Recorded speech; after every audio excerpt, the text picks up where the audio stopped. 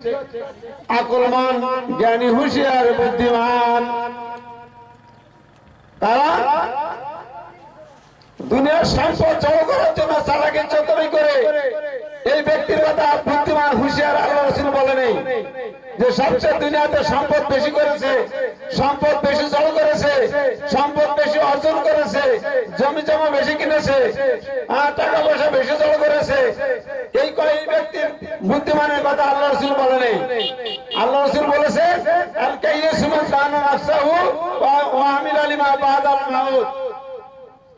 অর্থাৎ দুনিয়াতে যে ব্যক্তি আমল করতেছেন আর খেয়াল করছেন যে কবরে আমার কি অবস্থা হবে, এই কবরে যে ব্যক্তি সবসময় চিন্তা ভাবনা করবে, সবসময় কবর নিয়ে ধারণা করবে, কবরের কথা সবসময় মনে করবে, ওই ব্যক্তির কথা বলেছেন সে সবচেয়ে উত্তম কি আকলমান, জ্ঞানী, হুঁশিয়ার, বুদ্ধিমান। কারণ দুনিয়াতে আমার অনেক অট্টালিকা আছে, অনেক বাড়াখানা আছে, অনেক সম্পদ আছে, অনেক জনসম্পদ আছে, অনেক টাকা পয়সার সম্পদ আছে, অনেক জমি জমার সম্পদ আছে, কিন্তু পরকালে আমার দেখা যাবে কবরে যায় আমার খালি হাত, কবরে যায় আমি নির্যাতন হচ্ছি, কবরে আমি অসহায় হয়ে গেছি। একে বুদ্ধিমান বলা যায় না, একে হুঁশিয়ার বলা যায় না, একে আকলমান বলা যায় না।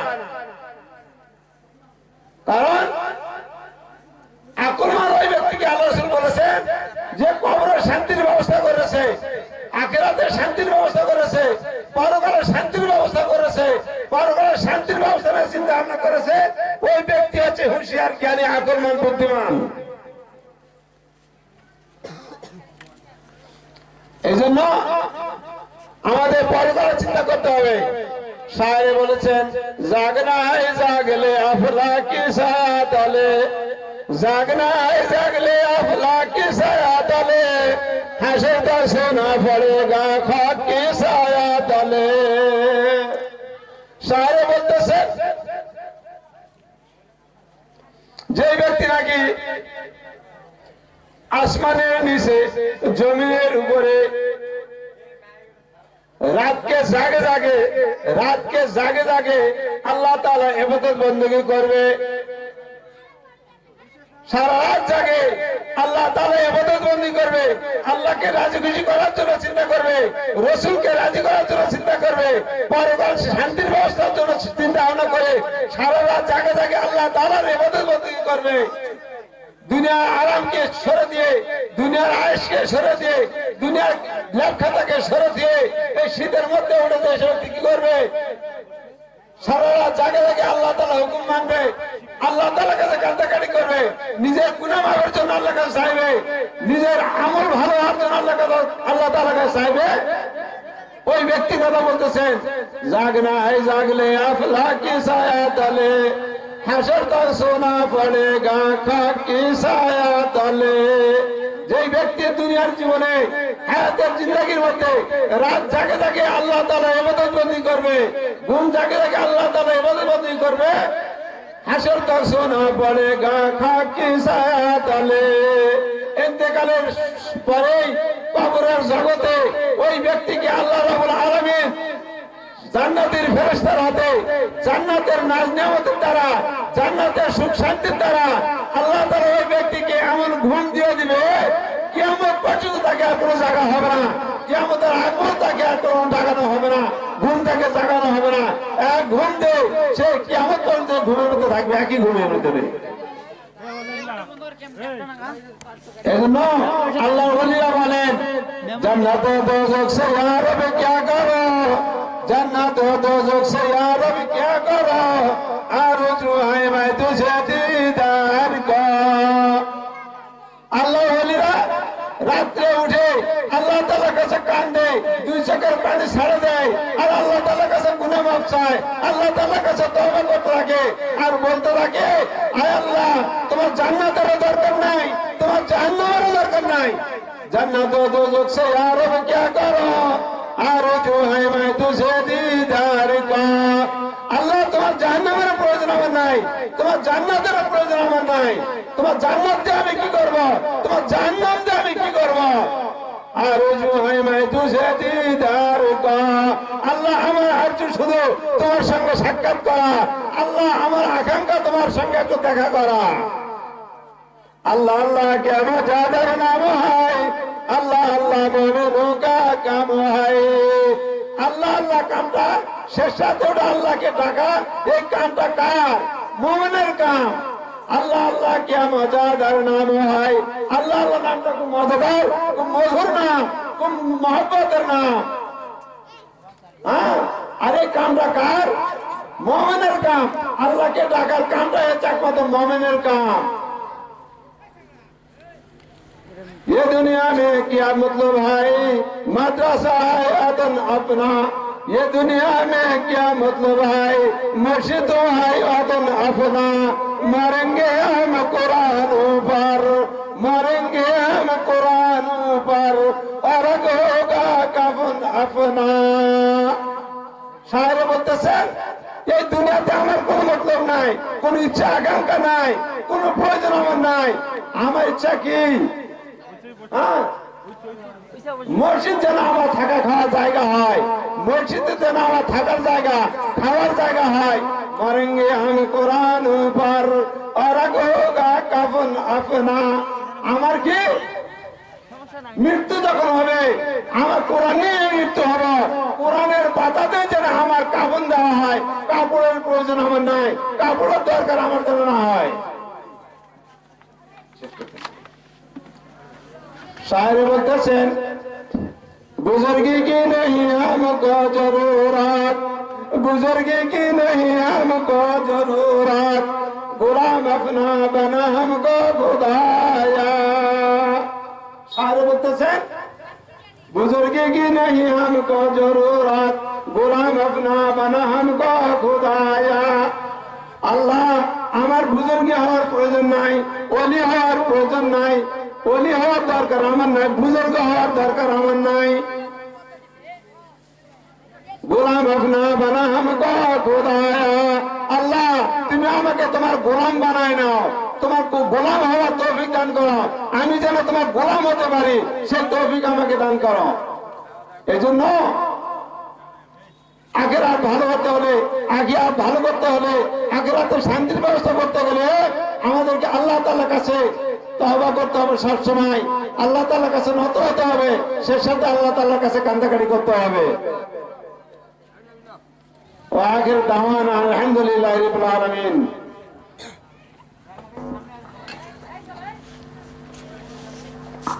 বন্ধ করে দিন।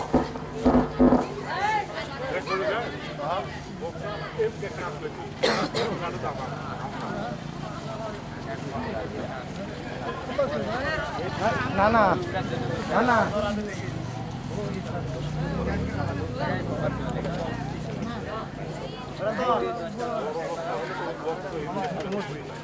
নারাটা ভরে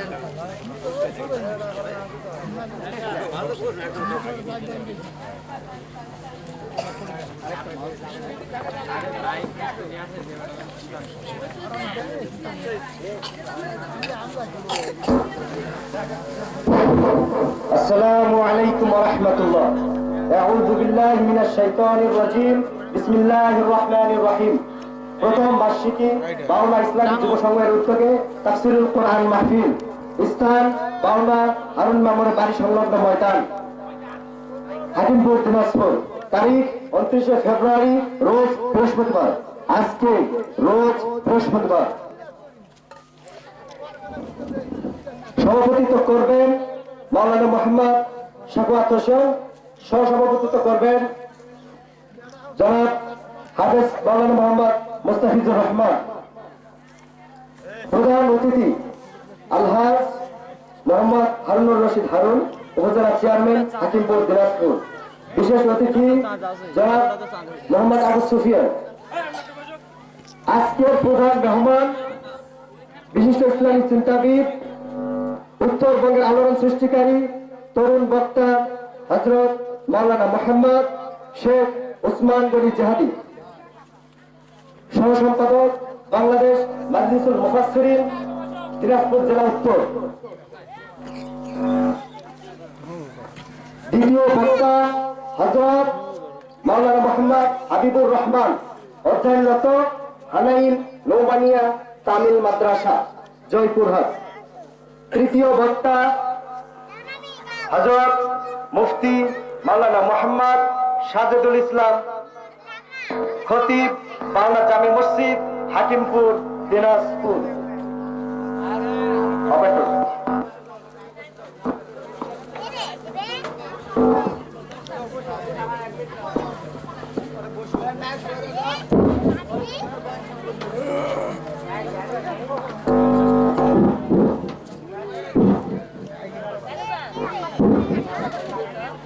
মাওনা গ্রামের সকল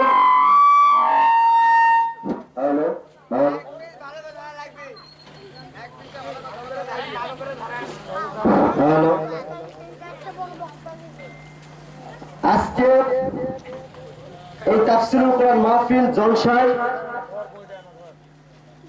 আমাদের বাউনা থেকে শুরু করে অত্র এলাকাবাসী, আপনাদের সবার প্রতি আকুল আবেদন এই যে আপনারা কেউ বাসায় শুয়ে পড়ে না থেকে আমাদের এই তাফসীরুল কোরআন মাহফিলে উপস্থিত হবেন, এটাই আমরা কামনা করছি।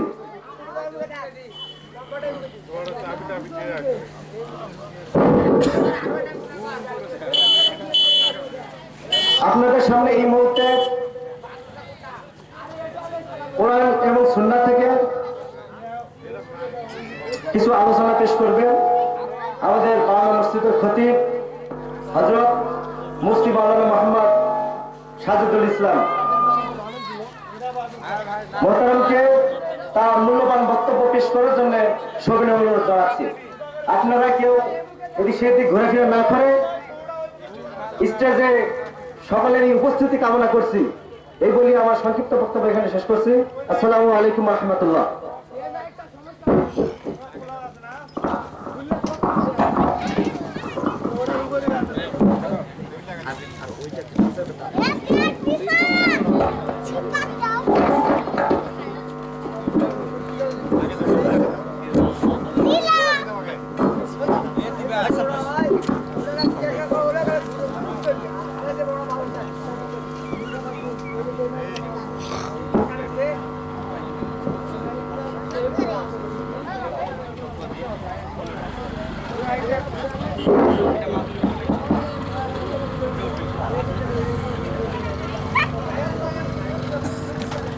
السلام عليكم ورحمة الله وبركاته.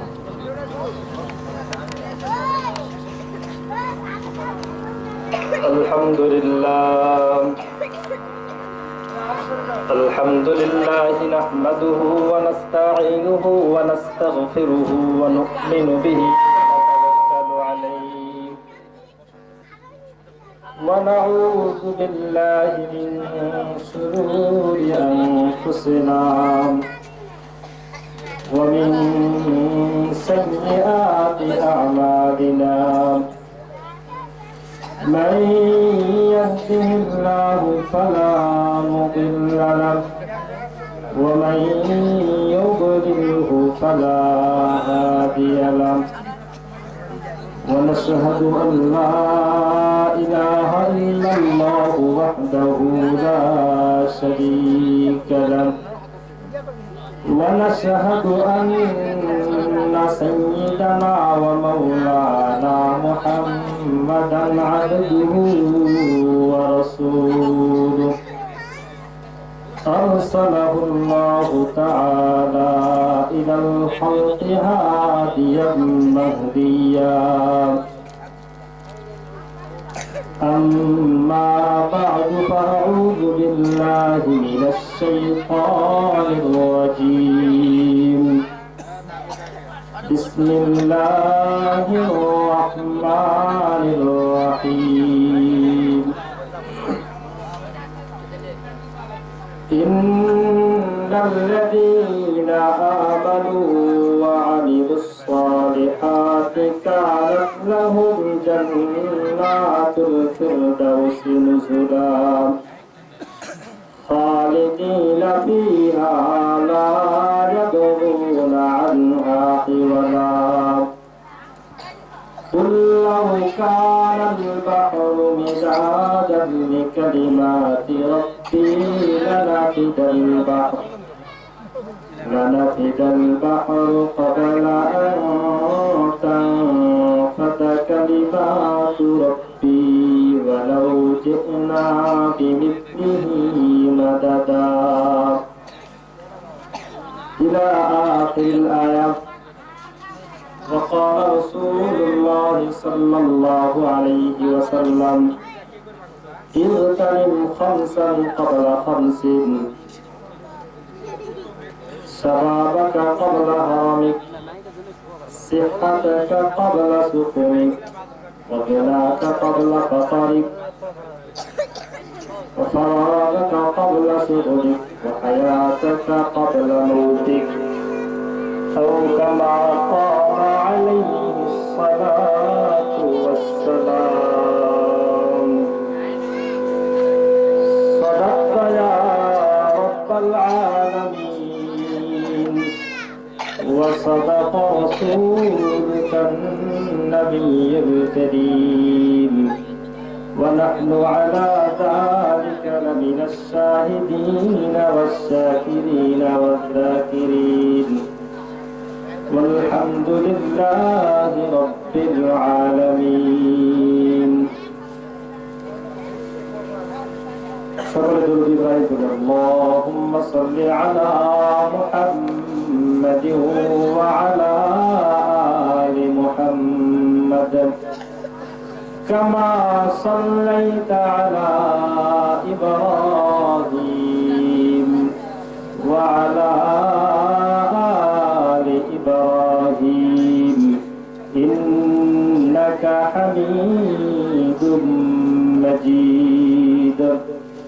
اللهم بارك على محمد وعلى آل محمد كما باركت على إبراهيم وعلى آل إبراهيم إنك حميد مجيد.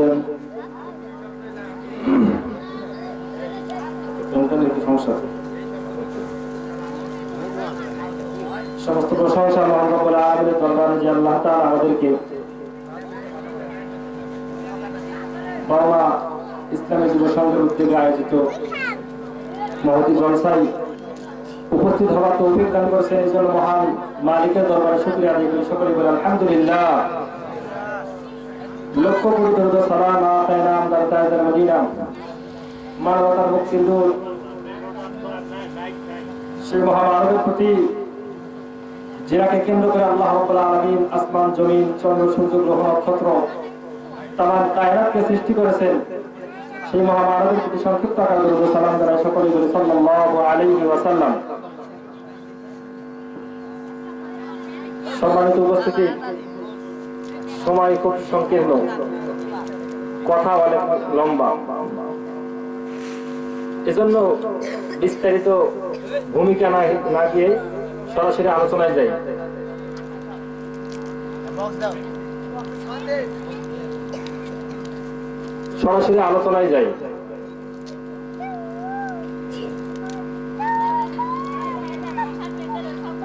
আপনাদের কাছে আমার প্রশ্ন হলো,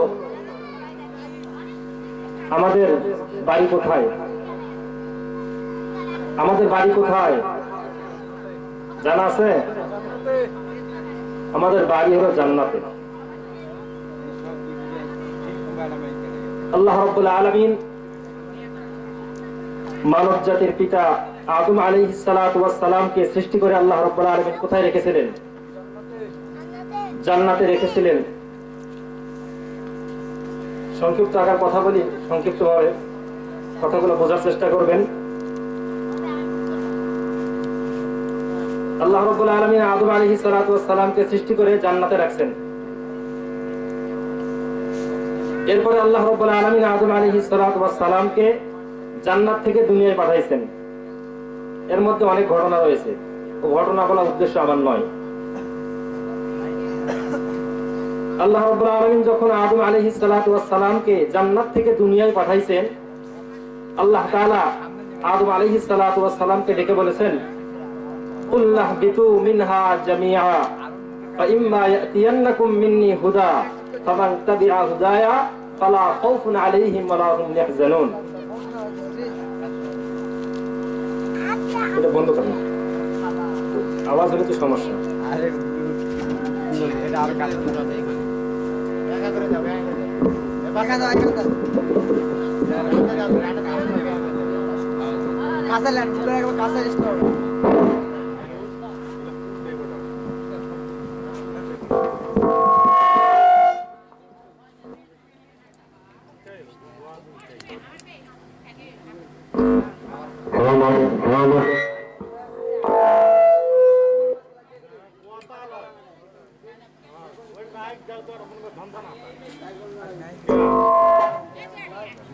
তারপর সিস্টেম অন হয়েছে তো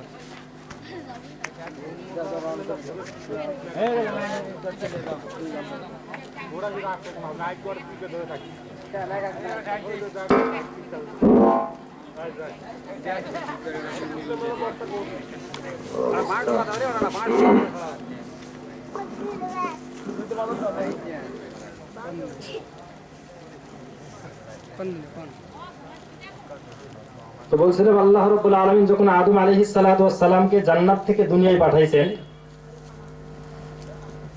দুনিয়ায় পাঠানোর পরে আল্লাহ রাব্বুল আলামিন আদম আলাইহিস সালাতু ওয়াস সালামকে বলছেন, যাও তোমরা দুনিয়াতে যাও, তোমাদেরকে তোমাকে সৃষ্টি করে আমি আল্লাহ রাব্বুল আলামিন জান্নাতে রাখছি। আজকে আমি আল্লাহ তাআলা তোমাদেরকে জান্নাত থেকে দুনিয়ায় পাঠালাম। ফাইম্মা ইয়াতিয়ান্নাকুম মিন্নি হুদা, আমি আল্লাহ রাব্বুল আলামিনের পক্ষ থেকে তোমাদের কাছে বার্তাবাহক আসবে, পথ প্রদর্শক আসবে। ফামান তাবিআ হুদায়া, যারা এই পথ প্রদর্শকের অনুসরণ করবে, আমি আল্লাহ রাব্বুল আলামিনের দেওয়া হেদায়েতের অনুসরণ যারা করবে, ফালা খাউফুন আলাইহিম ওয়ালা হুম ইয়াহজানুন, তাদের কোনো ভয় নাই, কোনো চিন্তা নাই। তো এই হেদায়েতের বাণী পথ প্রদর্শক হিসাবে, গাইডলাইন হিসেবে আল্লাহ রাব্বুল আলামিন যুগে যুগে আদম আলাইহিস সালাতু ওয়াস সালাম থেকে শুরু করে আখির জামানার পয়গম্বর মুহাম্মদুর রাসূলুল্লাহ সাল্লাল্লাহু আলাইহি ওয়াসাল্লাম পর্যন্ত লক্ষ লক্ষ নবী আল্লাহ রাব্বুল আলামিন পাঠাইছেন, এবং নবীদের সাথে সাথে আল্লাহ রাব্বুল আলামিন কিতাব পাঠাইছেন এই মানুষের হেদায়েতের জন্য। মানুষের হেদায়েতের জন্য আল্লাহ রাব্বুল আলামিন কিতাব এবং এই যে নবী রাসূল পাঠাইছেন, নবী রাসূলদের দাওয়াতের খোলাসা কথা হলো, ইন্নাল্লাযীনা আমানু ওয়া আমিলুস সালিহাত, ইন্নাল্লাযীনা আমানু ওয়া আমিলুস সালিহাত কানাত লাহুম জান্নাতুল ফিরদাউসি নুজুলা। আমি আল্লাহ রাব্বুল আলামিন গাইডলাইন দিলাম, গাইডলাইনের খোলাসা হলো, তোমার জিন্দেগিতে, তোমার জীবনে 60 বছর 70 বছর 80 বছর জিন্দেগিতে দুইটা জিনিসের পুঁজি করে, দুইটা জিনিসকে পুঁজি করে, দুইটা পুঁজির সঞ্চয় নিয়ে জান্নাতে যেতে হবে।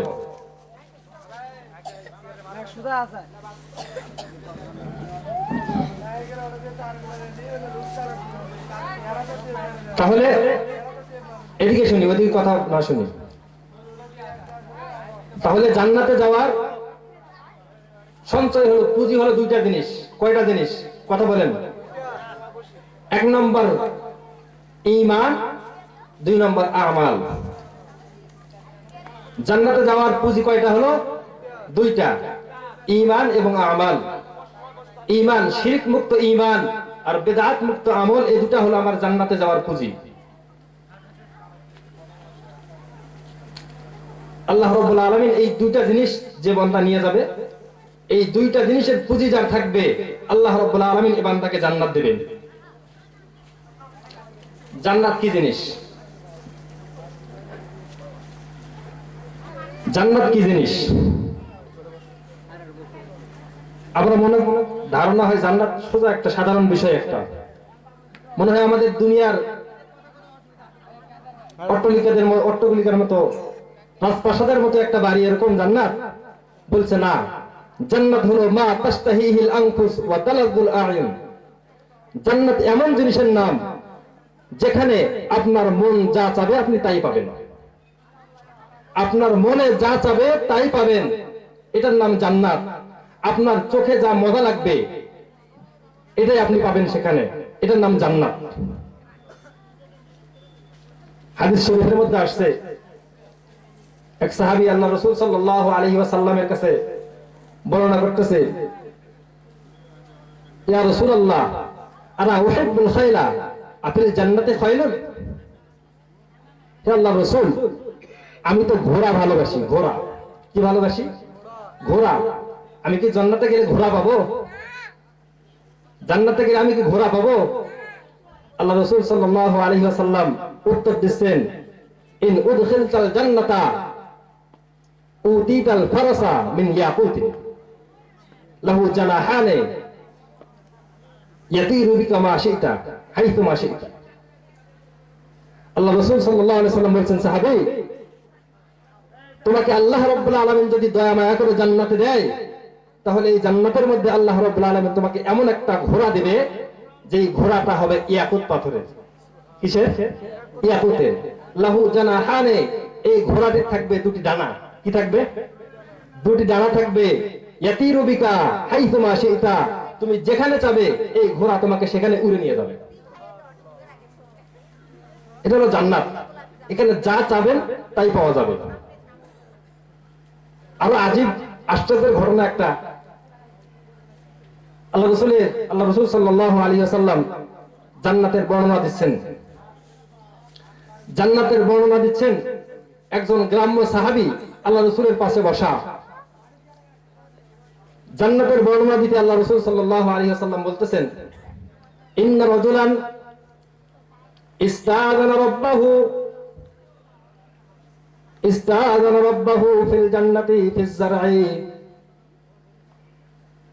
একজন জান্নাতবাসী জান্নাতের মধ্যে আল্লাহ রাব্বুল আলামিনের কাছে অনুমতি প্রার্থনা করবেন, রব্বুল আলামিন, আমি দুনিয়াতে তো ক্ষেত খামার করতাম। কি করতাম? ক্ষেত খামার করতাম। আমাকে কি একটু ক্ষেত খামারের অনুমতি দেওয়া হবে? আজীব ব্যাপার। জান্নাতের মধ্যে ব্যক্তি কি যাবে? আমি একটু আবাদ সুবাদ করি, আল্লাহ আমাকে একটু সুযোগ দেন, জান্নাতের মধ্যে আবাদ সুবাদ করব। আল্লাহ রাব্বুল আলামিন বলবেন, আল্লাহ রাব্বুল আলামিন তখন ওই ব্যক্তিকে, খোলাসা কথা, ওই ব্যক্তিকে আবাদ সুবাদ করার জন্য, ক্ষেত খামার করার জন্য, জান্নাতে ক্ষেত খামারের জন্য অনুমতি দিবেন। হাদিস শরীফে আছে, বাজার, এই ব্যক্তি জান্নাতের জমিনের মধ্যে বীজ ছিটাই দেবে। বাজার বলছে এমন বীজ ছিটাই দিতে দেরি, বাজার নাবাতুহু, বীজ ছিটাই দিতে দেরি, কিন্তু জান্নাতের জমিন থেকে গাছ বাইর হতে দেরি নাই। যেহেতু জান্নাতের জমিনটা রহমতের জমিন। আমাদের দুনিয়ার জমিনে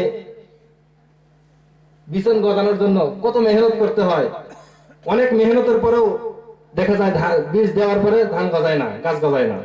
কিন্তু জান্নাতের জমিন এমন একটা মেহনত, আপনার একটা রহমতের জমিন, যেখানে বীজ দেওয়ার সাথে সাথে গাছ বের হয়ে যাবে। শুধু তাই নয়, সাথে সাথে গাছের মধ্যে ফল আসবে, এবং এই ফল আসার পরে এই ফসল কেটে ফসলের পরিমাণ এমন হবে, হাদিস শরীফের মধ্যে আছে মিসলাল জাবাল, সাথে সাথে ফল কাটার পরে ফলগুলা পাহাড় পরিমাণ ফসল হবে। অল্প জমিনের মধ্যে পাহাড় পরিমাণ ফসল আল্লাহ রাব্বুল আলামিন দিয়ে দিবেন। জান্নাতি জমিন, রহমতের জমিন। আল্লাহ রাসূলের পাশে যে গ্রাম্য সাহাবী বসেছিল, দেখেন আমরা অনেক সময় মজা করি, শরীয়তের মধ্যেও মজা করার কি আছে? ইজাজত আছে, যদি এটা সত্য হয় এবং এর মধ্যে কোনো ধোঁকাবাজি, মিথ্যা না হয়, কাউকে ধোঁকা দেওয়া না হয়। তো এই যে জান্নাতের বর্ণনা আল্লাহ রাসূল দিচ্ছেন, এখানে ওই যে গ্রাম্য সাহাবী বলতেছে, আল্লাহ রাসূল, আমার মনে হয় এই যে আবাদ সুবাদ করার অনুমতি চাইবে, এটা হয় আনসারী সাহাবী হবে, নয় করাশি সাহাবী হবে, কারণ এরাই হলো কৃষক, এরাই জান্নাতের মধ্যে কৃষি কাজ করতে যাবে। আমরা তো আর কৃষক নই, আমরা চাবো না। আল্লাহ রাসূল সাল্লাল্লাহু আলাইহি ওয়াসাল্লাম হাসি দিয়েছেন। তো জান্নাত এমন একটা জিনিস, যেখানে আপনার মন যা চাবে, মা তাশতাহিহিল আনফুস ওয়া তালাযুল আ'য়ুন, আপনার মনে যা চাবে, আপনার চোখে যা ভালো লাগবে, আল্লাহ রাব্বুল আলামিন এই জান্নাতের মধ্যে আপনাকে তাই দান করবে। এটা হলো জান্নাত। এমন বর্ণনা আছে আমাদের আকাবির দেওবন্দ আশরাফ আলী থানভী রহমাতুল্লাহি আলাইহি, ওনাকে ওনার এক মুরিদ একজন জিজ্ঞাসা করতেছে, হযরত আমাদের দেশে কিছু লোক আছে না, হুক্কা খাইতে বেশি ভালোবাসে, সিগারেট না খেলে চলে না, বিড়ি না খাইলে চলে না। তো এই ব্যক্তি এমন নেশাখোর, এমন হুক্কায় পাগল, হুক্কায় এমন পাগল, বিড়ি সিগারেটে এমন পাগল, আশরাফ আলী থানভীর দরবারে জিজ্ঞেস করছে, হযরত জান্নাত में हुक्का मिलेगा? জান্নাতের মধ্যে কি হুক্কা পাওয়া যাবে? तो थानवी रहमतुल्लाह अलैहि उत्तर दिচ্ছেন, मिलेगा लेकिन आग के लिए जहन्नम जाना पड़ेगा। জান্নাত যেহেতু শান্তির জায়গা, জান্নাতে আগুন নাই, আপনাকে হুক্কা আল্লাহ পালে দিব ঠিক আছে, কিন্তু এই হুক্কার আগুন ধরার জন্য জাহান্নামে যাইতে হবে। বলছে ऐसा हुक्का मुझे नहीं चाहिए, এমন হুক্কার আমার দরকার নাই। তো জান্নাত এমন জিনিস, জান্নাতে সব পাওয়া যাবে, সব পাওয়া যাবে। মা তাশতাহিহিল আনফুস, আপনার অন্তর যা চাবে, আপনি যা চাবেন আল্লাহ রাব্বুল আলামিন এই জান্নাতের মধ্যে আপনাকে তাই দিবে। এই হলো জান্নাত।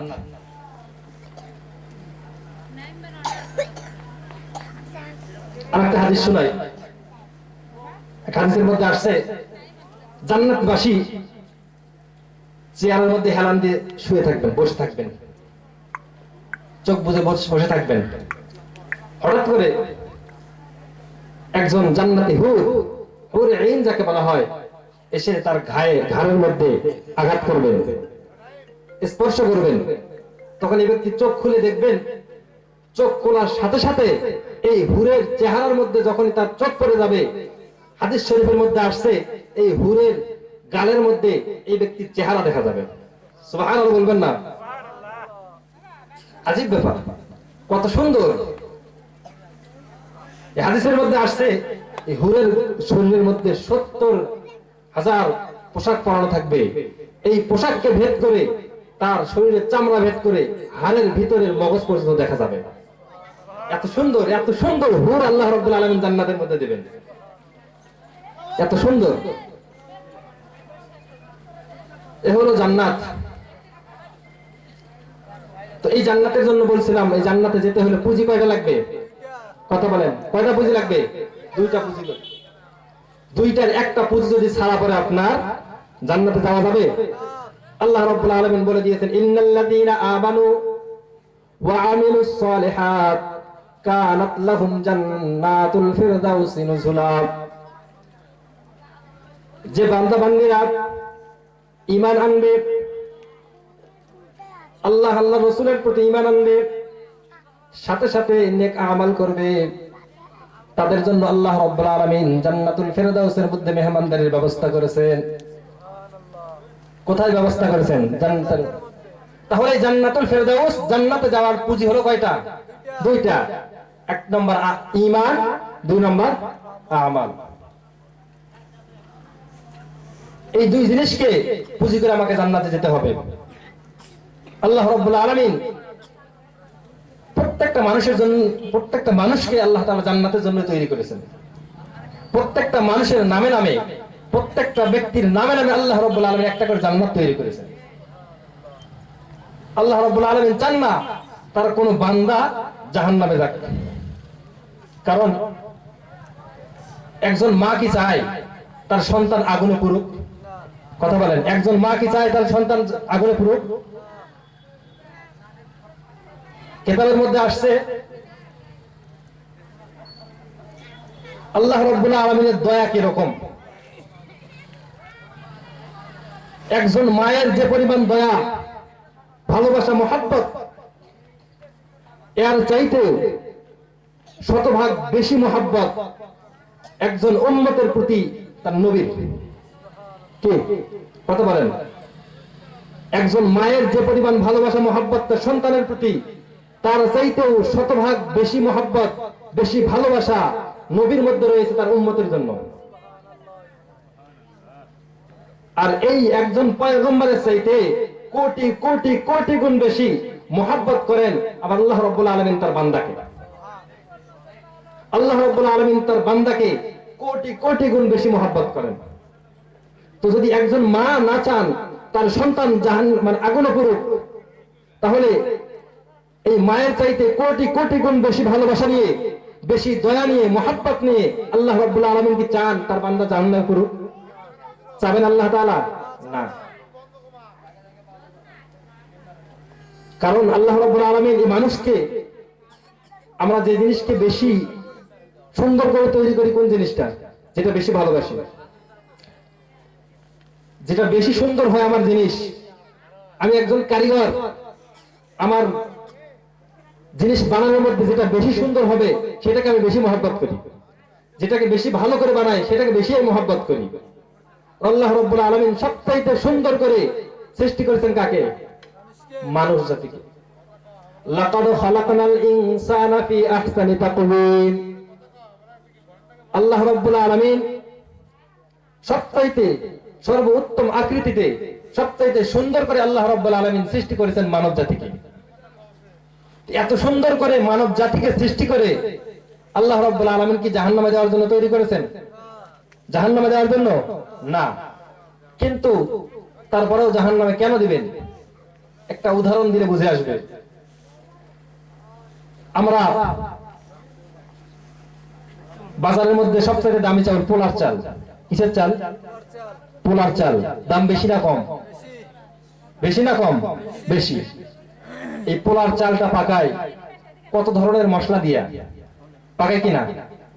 কত ধরনের মশলা দিয়ে এই পোলার চালটা পাক করি আমি, কত সুন্দর করে পাক করি। আর এর সেন্ট কত সুন্দর। কি জন্য? ফেলাই দেওয়ার জন্য? কথা বলেন, ডাস্টবিনে ফেলাই দেওয়ার জন্য?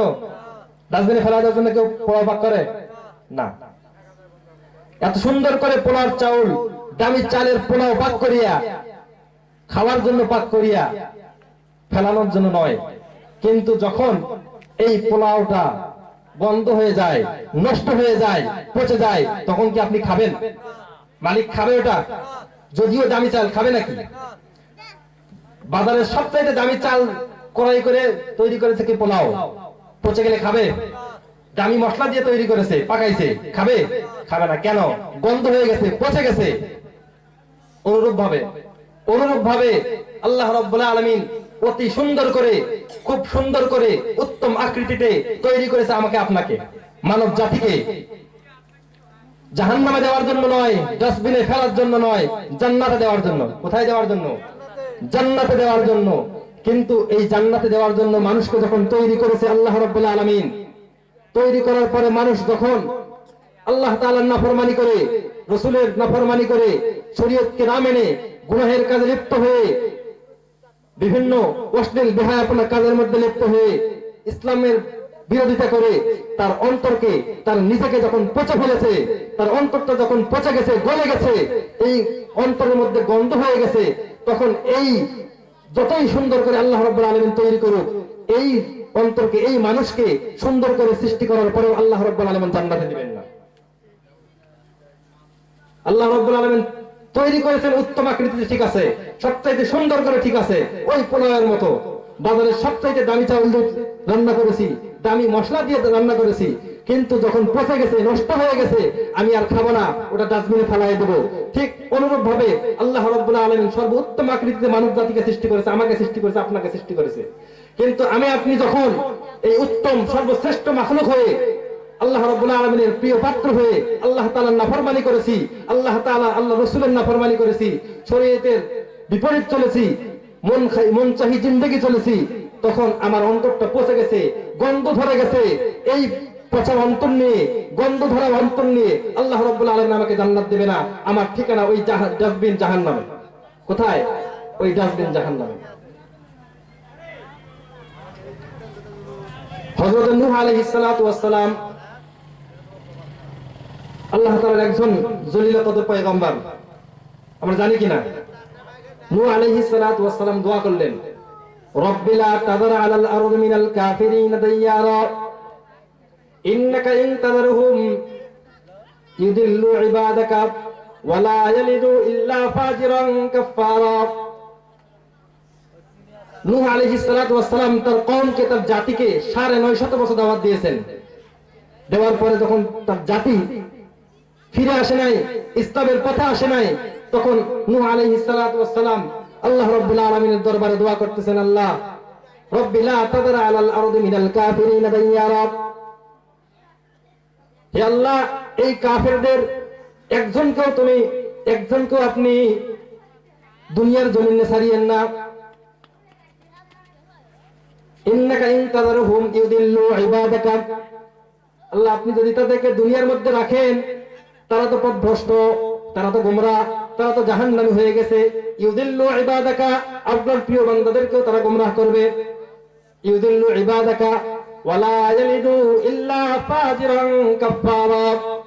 তারা যেগুলা জন্ম দিবে, তাদের ভবিষ্যৎ প্রজন্ম যারা আসবে, তারাও কোনো মুসলমান হবে না। ওয়ালা ইয়ালিদু ইল্লা ফাজিরান কাফফারা। তাদের যারা আসবে তারা হবে কি? গুনাহগার, ফাজির, কুফফার, কাফের হবে। এদের পেট থেকে যারা আসবে তারাও কি হবে? কাফের হবে। সুতরাং এদের কাউকে আপনি দুনিয়ার জমিনে রাখিয়েন না। নূহ আলাইহিস সালাতু ওয়াস সালাম দোয়া করলেন। আল্লাহ রাব্বুল আলামিন নূহ আলাইহিস সালাতু ওয়াস সালামের দোয়া কবুল করেছেন। ঘটনা আমরা জানি, ওয়াসনাইল ফুলকা বিআইনা ওয়া ওয়াহইনা ওয়া লা তুখাতিবনি ফিল লাযিনা যালামু ইন্নাহুম মুগরাকুন। আল্লাহ রাব্বুল আলামিন হুকুম করলেন, নূহ আলাইহিস সালাতু ওয়াস সালামকে কিস্তি বানাও, নৌকা বানাও, আমি সবাইকে ডুবিয়ে মারব। যাই হোক, এক পর্যায়ে নূহ আলাইহিস সালাতু ওয়াস সালাম নৌকা তৈরি করলেন, তার অনুসারীদেরকে নিয়ে নৌকায় উঠলেন এবং তারা ব্যতীত দুনিয়ায় যারা ছিল সকলকে আল্লাহ তাআলা ধ্বংস করে দিলেন।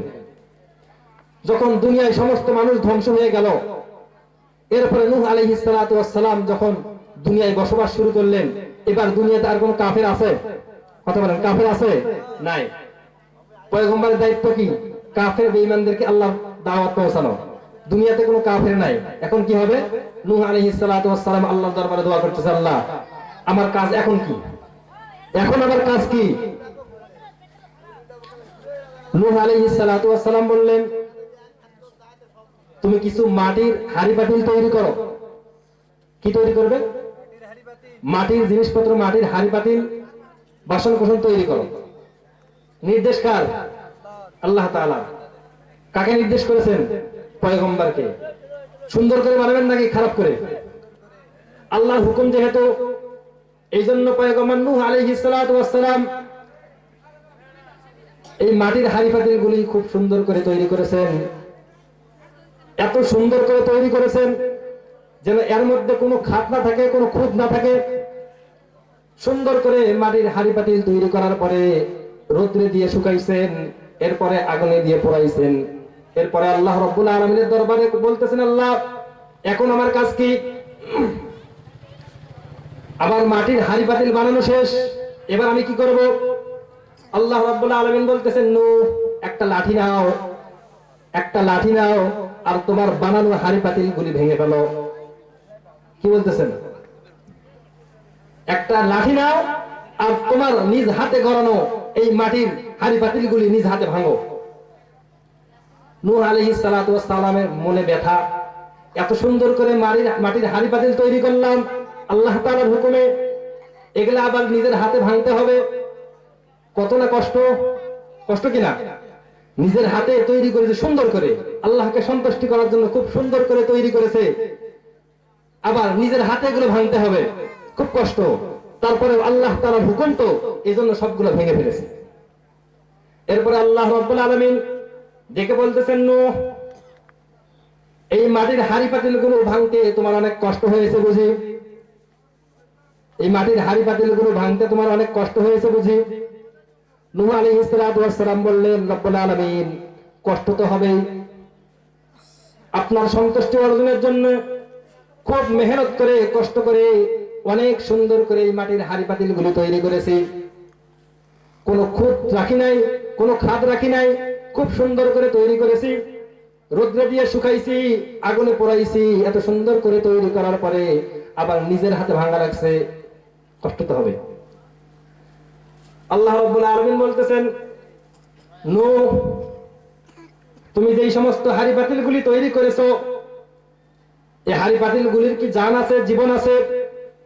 বলছে না আল্লাহ, এই হাড়ি পাতিল গুলির কোনো জীবন নাই। আল্লাহ রাব্বুল আলামিন বলতেছেন, নূহ এই হাড়ি পাতিল গুলির কোনো কি মুখ আছে, কথা বলার শক্তি আছে? বলছে না আল্লাহ, এদের কোনো কথা বলার শক্তিও নাই। আল্লাহ রাব্বুল আলামিন বলতেছেন, নূহ, যখন তুমি এই হাড়ি পাতিলগুলি ভাঙতেছিলে, এই হাড়ি পাতিলগুলি কি তোমার কাছে অন্যায় বিনয় করতেছিল, কান্নাকাটি করতেছিল, এরা কি আর্তনাদ করতেছিল, চিল্লাচিল্লি করতেছিল নাকি? বলছে, না আল্লাহ না, আমি যখন এই হাড়ি পাতিলগুলি ভাঙি, হাড়ি পাতিলগুলি কোনো কথা বলে নাই, কোনো অন্যায় বিনয় করে নাই, কোনো আর্তনাদ করে নাই। আল্লাহ রাব্বুল আলামিন বলতেছেন, নূহ, তুমি হাড়ি পাতিল তৈরি করেছো যেগুলার কোনো জীবন নাই, জান নাই, কথা বলার শক্তি নাই, মুখ নাই, যখন ভেঙেছো, নষ্ট করেছো, ধ্বংস করেছো, তারা কান্নাকাটিও করে নাই, আর্তনাদ করে নাই, চিল্লাচিল্লি করে নাই। আমি আল্লাহ রাব্বুল আলামিন সবচাইতে সুন্দর করে মানব জাতিকে সৃষ্টি করেছি, সবচাইতে সুন্দর করে মানব জাতিকে সৃষ্টি করেছি। আবার মানব জাতিকে আমি আল্লাহ রাব্বুল আলামিন রূহ দিয়েছি, চক্ষু দিয়েছি, কর্ণ দিয়েছি, নাক দিয়েছি, কথা বলার জন্য মুখ দিয়েছি, কথা বলার শক্তি দান করেছি। আমি যখন এত সুন্দর মানব জাতিকে, যেগুলোকে সর্বোত্তম আকৃতি আমি আল্লাহ রাব্বুল আলামিন সৃষ্টি করেছি, সেগুলোকে আমি ধ্বংস করতেছিলাম, তাদেরকে আমি ধ্বংস করে দিয়েছি।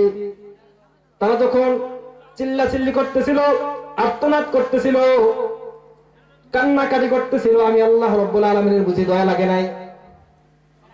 আমি আল্লাহ রাব্বুল আলামিনের বুঝি দয়া লাগে নাই? সামান্য মাটির পাতিল ভাঙতে তোমাকে দয়া লাগে, আর এত উত্তম মাখলুককে, আশরাফুল মাখলুকাত মানুষকে ধ্বংস করতে আমি আল্লাহ রাব্বুল আলামিনের বুঝি দয়া লাগে নাই?